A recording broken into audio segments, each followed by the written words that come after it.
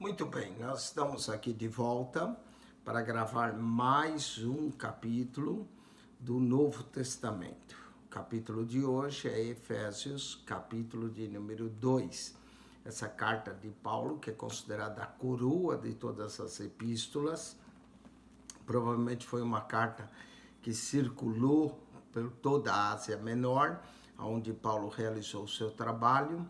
Ele fala agora da salvação que é pela graça. Esse é um capítulo muito conhecido pelo povo evangélico que gosta de citar Efésios, principalmente 2:8, né? Porque pela graça sois salvos por meio da fé, e isto não vem de vós, é dom de Deus. A salvação é pela graça por meio da fé.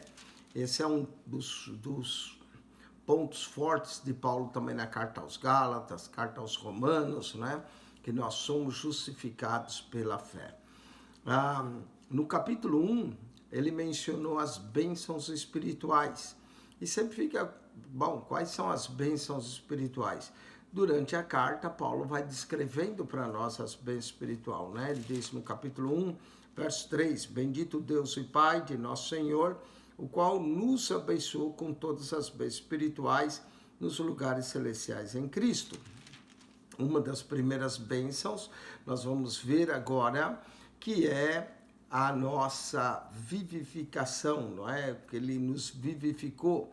Diz assim, e vos vivificou, estando vós mortos em ofensas e pecados.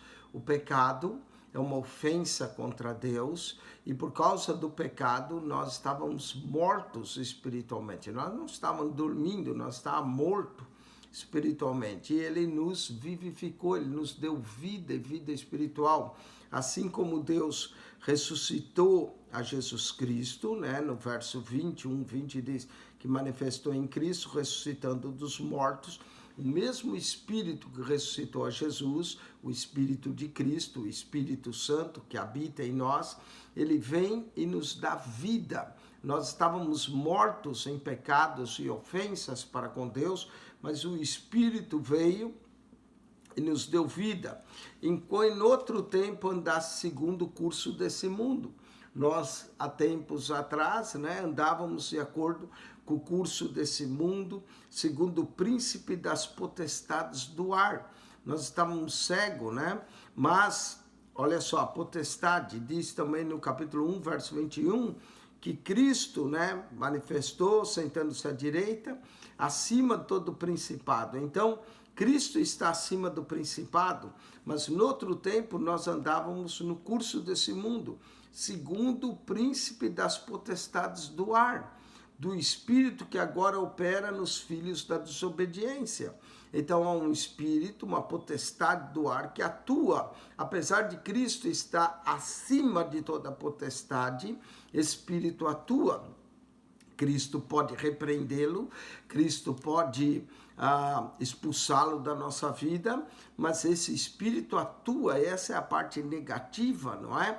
Que atua nos filhos da desobediência, entre os quais nós também antes andávamos nos desejos da nossa carne, fazendo a vontade da carne e dos pensamentos, e éramos por natureza filhos da ira como os outros também. Olha só que interessante, verso 2, filhos da desobediência. Éramos filhos da ira, não é? Da ira de Deus, filhos da desobediência. Mas Deus que é riquíssimo em misericórdia, pelo seu muito amor com que nos amou. Deus, misericórdia, amor, tudo vem de Deus, graça, não é? Pelo seu muito amor que nos amou, estando nós ainda mortos em nossas ofensas, nos vivificou. Quem nos dá vida é Deus. Quem sopra em nós o fôlego da vida é Deus, como soprou em Adão. E aqui, quando ele sopra, nos traz vida espiritual.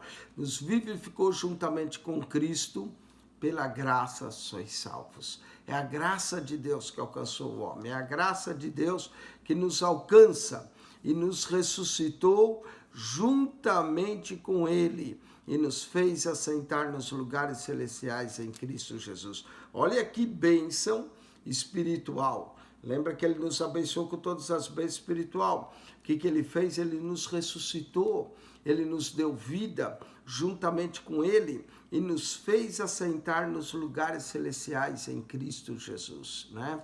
Nós já estamos pela fé nos lugares celestiais, onde está toda a potestade abaixo dos pés de Jesus, todo o principado está abaixo. Ele nos elevou e nos fez assentar juntamente com ele nos lugares celestiais. É bem verdade que ainda estamos nessa vida, mas olha, temos a garantia de estarmos com ele lá nos céus, pela fé, não é? E aqui para mostrar nos séculos vindouros abundantes riquezas da sua graça. A sua graça é uma riqueza, sua sabedoria também é outra riqueza, não é? Pela sua benignidade para conosco em Cristo Jesus. Aí Paulo diz, porque pela graça sois salvos por meio da fé, e isto não vem de vós, é dom de Deus. Isso é um presente, dom é presente, presente de Deus. A salvação é um presente de Deus para o homem pecador. Nós estávamos mortos em nossos pecados, em nossos delitos, em nossas ofensas, mas ele nos vivificou, ele nos ressuscitou, ele nos deu vida, nos ressuscitou juntamente com ele e nos fez assentar nos lugares celestiais com Cristo Jesus. Oh, como é bom receber a Jesus, como é maravilhoso crer em Jesus, como é importante nós abrirmos o nosso coração para Cristo, não é? Aí Cristo vem, Cristo nos ressuscita, Cristo nos dá vida, Cristo nos faz sentar nos lugares celestiais, acima de toda potestade, de todo principado, todo domínio desse século. Porque pela graça sois salvos. Pela graça sois salvos. A graça é que salva, a graça é que transforma. No verso 5 também termina, pela graça sois salvos. Verso 8, porque pela graça sois salvos. A salvação é pela graça de Deus, por meio da fé. A fé é importante, a fé deve ser algo no cotidiano da nossa vida, a fé, devemos ter fé para recebermos milagres, não é? Sem fé é impossível agradar a Deus. Devemos ter fé para obedecer, devemos ter fé para andar com Deus, devemos ter fé para a salvação, devemos ter fé na provisão que Deus provê para nós, devemos ter fé para agradar a Deus, porque sem fé é impossível agradar, devemos ter fé para compreender que os mundos foram feitos pela palavra de Deus, e é a fé que vence o mundo. Fé, certeza das coisas que se espera e prova das coisas que não se vê. Fé não é saber que Deus vai fazer, fé é saber que Deus já fez.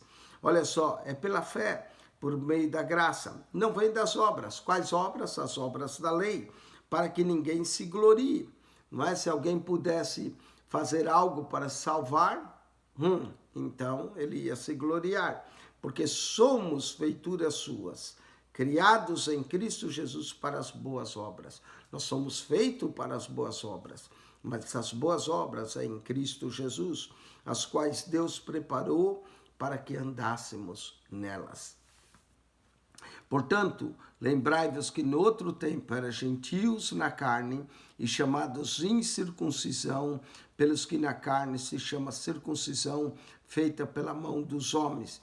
Paulo aqui está falando aos gentios, mas Paulo está também mencionando os da circuncisão, que naquele tempo estava sem Cristo, separados da comunidade de Israel, estranhos aos concertos da promessa, não tendo esperança nem Deus no mundo. Essa era a condição nossa, gentios. Estávamos mortos em ofensa, estávamos separados da comunidade de Israel, éramos estranhos aos concertos da promessa, sem esperança, sem Deus no mundo. O que ele fez? Ele nos vivificou, ele nos salvou, ele nos purificou, ele nos trouxe mesmo incircuncisos para fazer de nós um só povo, não é? Nós éramos sem Cristo, agora nós temos Cristo, olha a bem espiritual. Nós temos agora comunhão com a comunidade de Israel, não somos mais estranhos ao concerto da promessa e temos a esperança e temos Deus nesse mundo. Mas agora em Cristo Jesus, vós que antes estava longe, já pelo sangue de Cristo chegastes perto. Nós fomos redimidos pelo sangue, nós nos aproximamos de Deus pelo sangue, o sangue de Cristo nos traz para perto de Deus. Agora podemos gozar da comunhão, podemos gozar da alegria de termos Cristo, podemos gozar da paz, podemos gozar da liberdade, da esperança, da autoridade que o Pai nos dá, porque Ele, Jesus, é a nossa paz. Ele é a nossa paz, de qual de ambos os povos fez um. Judeus e gentios, ele faz um. Em Cristo, não importa se é judeu ou grego, se é macho ou fêmea, servo ou senhor, de um só ele nos faz, de ambos fez um.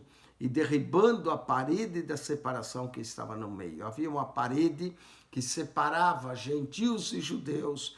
Cristo derrubou essa parede. Cristo tirou essa parede que nós possamos nos aproximar dele. E na sua carne desfez a inimizade. Isto é, a lei dos mandamentos que consistia em ordenanças para criar em si mesmo dos dois um novo homem fazendo a paz.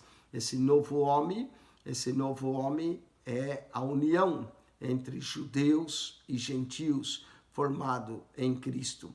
E pela cruz, reconciliar ambos, judeus e gentios, com Deus em um corpo. Qual corpo?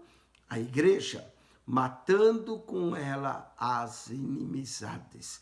Que maravilha! Nós agora nos tornamos um, somos um com os judeus, somos um com o povo de Deus, somos agora participantes dos concertos, das promessas de Deus.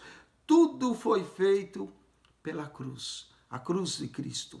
A cruz de Cristo, na carta aos Efésios, somente aparece nesse verso 2,16.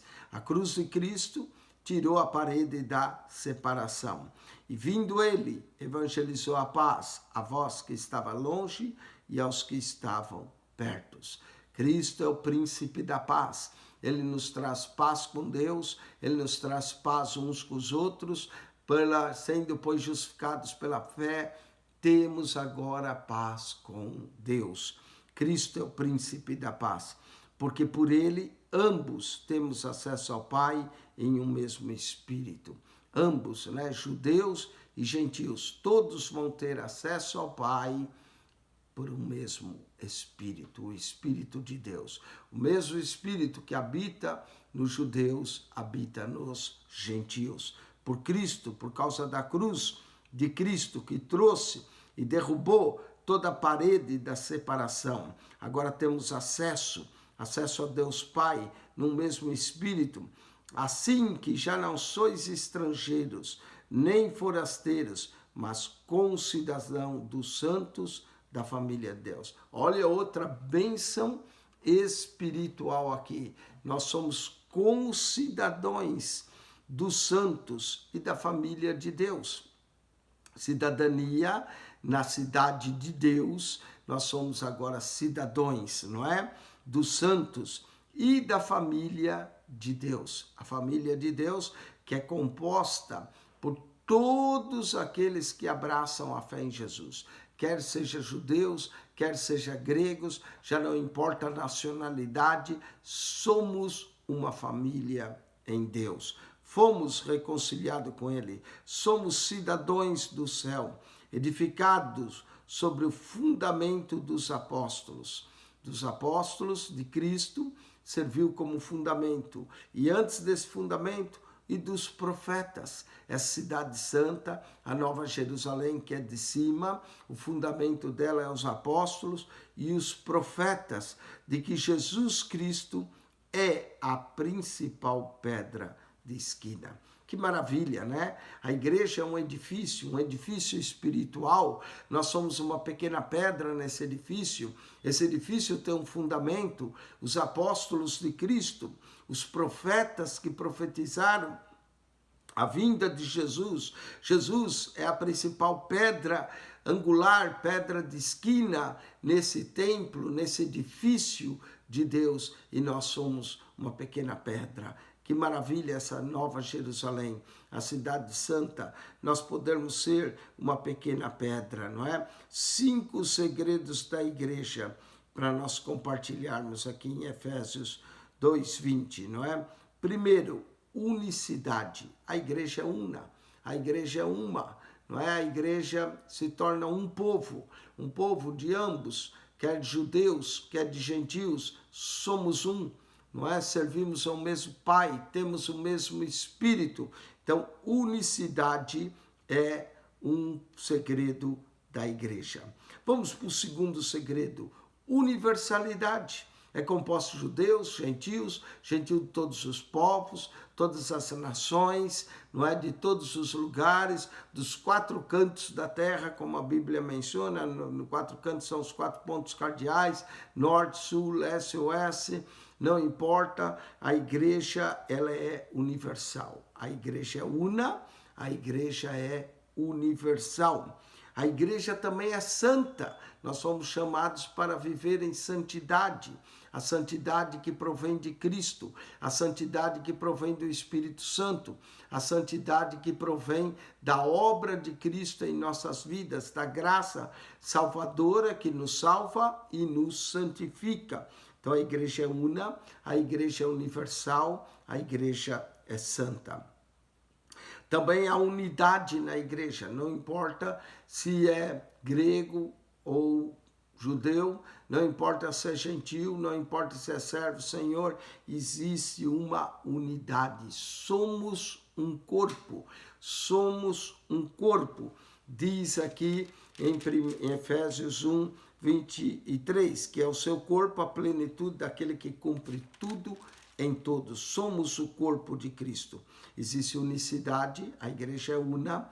Existe universalidade, é composta de vários povos. Existe santidade, a igreja é santa. Existe unidade, somos unidos num só amor, num só Pai, um só Espírito. Paulo vai dizer 7:1 no capítulo 4, né, a unicidade da igreja. E existe apostolicidade dos apóstolos, né? Foi fundamentada nos apóstolos, nos profetas. Jesus é a principal pedra de esquina desse edifício. A igreja é una, a igreja é universal, a igreja é santa, a igreja possui unidade, união, a igreja tem apostolicidade. Verso 21, no qual todo edifício de Deus, bem ajustado, cresce para templo santo no Senhor. Nós estamos crescendo, note que a igreja é santa, para templo santo no Senhor. Que o Senhor nos ajude a viver em santidade, a cumprir o propósito de Deus, pelo qual nós fomos chamados para ser parte desse edifício que tem os fundamentos dos apóstolos, a pedra principal que é Cristo, no qual também vós juntamente sois edificados para a morada de Deus no Espírito. Deus mora no crente, através do seu Espírito, nós somos uma morada de Deus. Deus vem morar em nós e um dia nós iremos morar com Deus. Somos co-cidadão dos santos, dos céus. Coisa maravilhosa essa carta, coisa maravilhosa esse capítulo 2, que fala da salvação, pela graça, como Ele nos deu vida, nos vivificou juntamente com Ele no amado. Nos fala da igreja que derrubou a parede da separação que estava no meio do povo. Agora somos um, judeus e gentios, para a glória de Deus. Olha só que capítulo maravilhoso. Paulo ainda vai falar mais da igreja no capítulo 3. Mas com isso nós concluímos o capítulo 2, Que Deus vos abençoe ricamente em Cristo Jesus. Que a graça de nosso Senhor e Salvador esteja convosco. O amor de Deus, nosso Pai, esteja com cada um de vós. É o desejo do meu coração. Que Deus vos abençoe ricamente em Cristo Jesus. Pastor Eugênio Piacentini. Amém.